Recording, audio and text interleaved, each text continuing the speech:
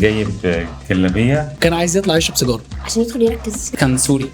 انا بقى بدات الطم انا. بياكل عيش ده في ايطاليا وبياكل عيش ده. احنا بعيد جدا جدا. بما ان عدى سنه على امتحان الاو اس دي فرع اسكندريه، ايه اغرب كلاينت عدى عليكي في تاريخ المسيره دي؟ في كلاينت يعني لما دخل الامتحان جاوب حاجات ايطالي مش الماني. طب بياكل عيش ده في ايطاليا وبياكل عيش ده. كان عميل دخل علينا معاه كيس لب، كان مصمم يخش بامتحاني. كان لب ايه؟ كان سوري.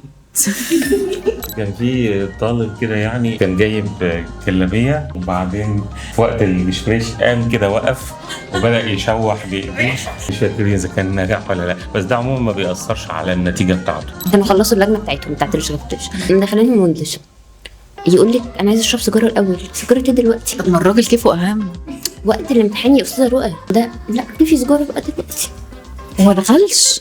دخل بس بعد بقى عملنا معاه خناقه يعني. شربتوه سيجاره عشان يدخل يركز.